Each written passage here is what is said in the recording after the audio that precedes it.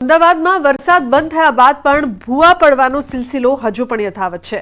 નહેરુનગર 4 રસ્તા પાસે પડ્યો ભૂવો। કોર્પોરેશનની ટીમે ભૂવાની ફરતે બેરિકેડ્સ મૂક્યા। અગાઉ નહેરુનગરની આગળ માણેકબાગ પાસે પણ 2 ભૂવા પડ્યા હતા। આ વર્ષે અમદાવાદમાં ભૂવા પડવાનો આંકડો 50ની નજીક પહોંચ્યો છે।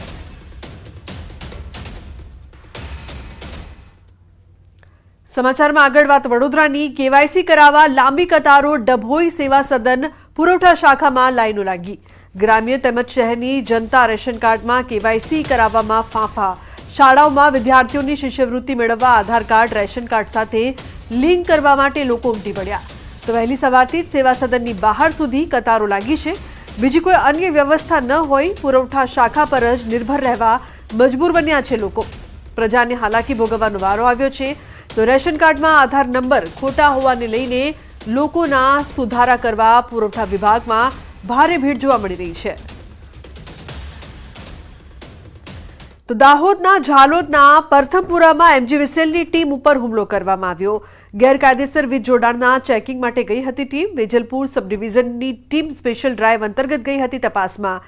જુનિયર એન્જિનિયર અને હેલ્પર ઉપર બેટ વડે હુમલો કરવામાં આવ્યો।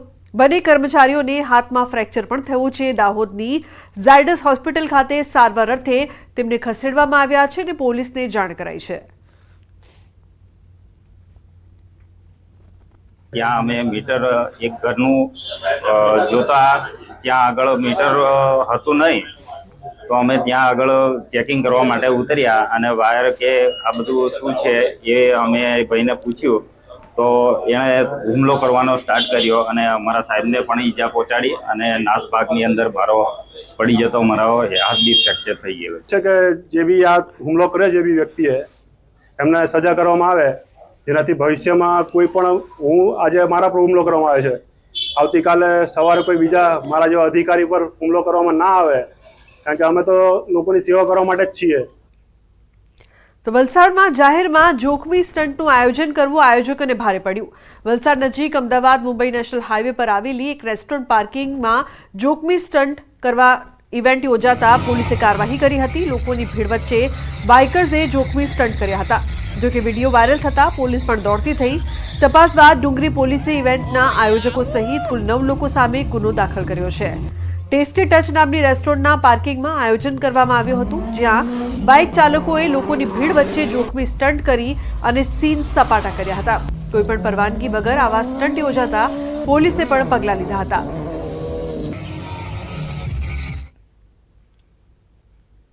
તો અમદાવાદ ટ્રાફિક પોલીસને ચેલેન્જ ફેંકતો વિડીયો વાયરલ થયો છે। એસજી હાઈવે પર ટ્રાફિક નિયમોના ઉડ્યા ધજાગરા। વેનની ઉપર પ્રવાસીઓને જીવના જોખમે બેસાડાયા। ઓવરલોડિંગ વેનનો વિડીયો વાયરલ થઈ રહ્યો છે। શું આ દ્રશ્યો ટ્રાફિક પોલીસને નથી જોવાતા? શું ખાનગી વાહન ચાલકોને કાયદાને ઘોડીને પી ગયા છે તેની પરવાનગી મળી ગઈ છે કે કેમ, તેવા અનેક સવાલો ઉપસ્થિત થઈ રહ્યા છે। તો એસજી હાઈવે પર ટ્રાફિકના નિયમોના ધજાગરા, અહીં અનેક સવાલો ઉપસ્થિત થઈ રહ્યા છે। નિયમોના ધજાગરા ઉડાવવામાં આવી રહ્યા છે, પરંતુ શું ટ્રાફિક પોલીસને આ દ્રશ્યો નથી જોવાતા? તે એક મોટો સવાલ, કારણ કે એસજી હાઈવે એક પોશ વિસ્તાર છે। નિયમો તોડતા વાહન ચાલકો સામે ક્યારે કાર્યવાહી કરવામાં આવશે તે પણ અહીં એક સવાલ ઉપસ્થિત થઈ રહ્યો છે। અકસ્માત થાય તો આખરે કોણ જવાબદાર, તે પણ એક મોટો સવાલ અહીં ઉપસ્થિત થઈ રહ્યો છે, જેના કારણે અહીં ટ્રાફિક પોલીસની કામગીરી પર પણ સવાલ। શું ટ્રાફિક પોલીસને આ દ્રશ્યો નથી જોવા મળી રહ્યા? સમાચારમાં આગળ વાત સુરતની। અસામાજિક તત્વોને ભણાવ્યો પાઠ। લિંબાયતમાં અસામાજિક તત્વોનું સરઘસ કાઢવામાં આવ્યું। ચિયા ગેંગના સાગરીતને ભણાવ્યો કાયદાનો પાઠ। થોડા દિવસ પહેલા હથિયાર સાથે મચાવ્યો હતો આતંક। લોકોમાંથી ભય દૂર કરવા પોલીસની કાર્યવાહી જોવા મળી રહી છે। તો થોડા દિવસ પહેલા હથિયાર સાથે આતંક મચાવનાર અસામાજિક તત્વો વિરુદ્ધ પોલીસે કડક કાર્યવાહી કરી છે। લોકોમાંથી ભય દૂર કરવા પોલીસ દ્વારા આ કાર્યવાહી કરવામાં આવી છે।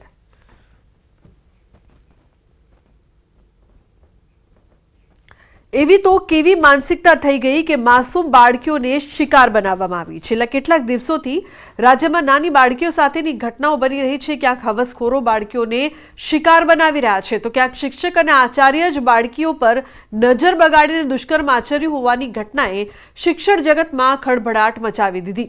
દાહોદ હોય કે બોટાદ, આવી ઘટનાઓ બાદ શાળાએ જતી વિદ્યાર્થીનીઓની સલામતી અંગે વાલીઓના મનમાં અનેક સવાલો ઊભા થયા છે. દાહોદમાં બનેલી ઘટનાએ તો સૌને ચોંકાવી દીધા, જ્યાં આચાર્ય જ વિદ્યાર્થીનીની હત્યા કરી નાખી. તો આ તરફ બોટાદના ઢસાથી જે દ્રશ્યો આવ્યા એણે ગુરુ શિષ્યની ગરિમાને લજવી નાખી. અમદાવાદના બોપલમાં તો વિદેશી વિદ્યાર્થીનીની છેડતીની ઘટનાએ ચકચાર જગાવી છે. તો નાની બાળકીઓ સાથે બની રહેલી આ ઘટનાઓ બાદ અનેક સવાલો અહીં ઉપસ્થિત થઈ રહ્યા છે. કોંગ્રેસ નેતા અમિત ચાવડાનું પણ નિવેદન, કહ્યું રાજકોટમાં બળાત્કારીના ફોટા પણ મંત્રીઓ સાથે હોય છે. ગળામાં કેસરી ખેસ નાખો એટલે ગેરપ્રવૃત્તિઓ કરવાનું લાયસન્સ મળી જાય. રાજકોટમાં બળાત્કારીનો જેની પર આક્ષેપ હોય એના ફોટા પણ ક્યાંક મંત્રીઓ સાથે હોય. એટલે કહેવાનો મતલબ છે કે ગળામાં કેસરી ખેસ નાખો અને ગેરકાયદેસર પ્રવૃત્તિઓ, અનૈતિક પ્રવૃત્તિઓ કરવા માટેનું લાયસન્સ મેળવો, એવી સ્થિતિનું આજે ગુજરાતમાં નિર્માણ છે. જે પણ ગેરકાયદેસર પ્રવૃત્તિઓ થાય, જે પણ દબાણની કે ખોટી પ્રવૃત્તિઓ થઈ રહી છે, બધી જ જગ્યાએ ક્યાંક ને ક્યાંક સરકારમાં બેઠેલા લોકોના આશીર્વાદ, એમના મળતિયાઓ દ્વારા થઈ રહી છે અને એનો ભોગ આજે ગુજરાતની જનતા બની રહી છે. તો ગાંધીનગરમાં એસસી, એસટી, ઓબીસી સમાજના વિદ્યાર્થીઓ જીવરાજ મહેતા ભવન રજૂઆત કરવા પહોંચ્યા. વર્ષ 2023-24ની શિષ્યવૃત્તિ તાત્કાલિક ધોરણે આપવાની માંગ સાથે વિદ્યાર્થીઓએ રજૂઆત કરી. વિકસતી જાતિ કલ્યાણ નિયામકને રજૂઆત કરવામાં આવી. દહેગામ તાલુકાના 100 જેટલા વિદ્યાર્થીઓ દ્વારા રજૂઆત કરાઈ. જો 2 દિવસમાં શિષ્યવૃત્તિની ચૂકવણી કરવામાં નહીં આવે તો આગામી દિવસોમાં ઉગ્ર આંદોલનની ચીમકી ઉચ્ચારી.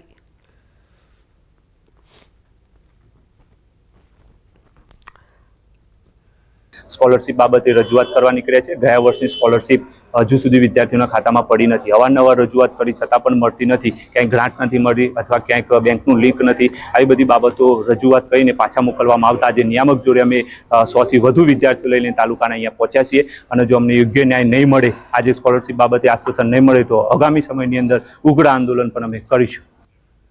તો અમદાવાદમાં શિષ્યવૃત્તિ લેનારા વિદ્યાર્થીઓને ભારે પરેશાનીનો સામનો કરવો પડી રહ્યો છે. સરકારી અધિકારીઓના કેટલાક નવા નિયમોના કારણે શિષ્યવૃત્તિ લેનારા બાળકોને થઈ રહી છે પરેશાની. આધાર કાર્ડ હોવા છતાં હવે રેશન કાર્ડ ફરજિયાત કરાતા મામલો વિવાદોનો મતપૂડો બની રહ્યો છે, જેને લઈને શાળા સંચાલક મંડળે નોંધાવ્યો છે વિરોધ. તો બીજી તરફ સરકારના શિષ્યવૃત્તિના અઘરા નિયમોને લઈને એક બાળકે પોતાની ભાષામાં એક પત્ર પણ રજૂ કર્યો, જે હવે ચર્ચાનો વિષય બની ચૂક્યો છે. એ આધાર કાર્ડ રજૂ કરે છે.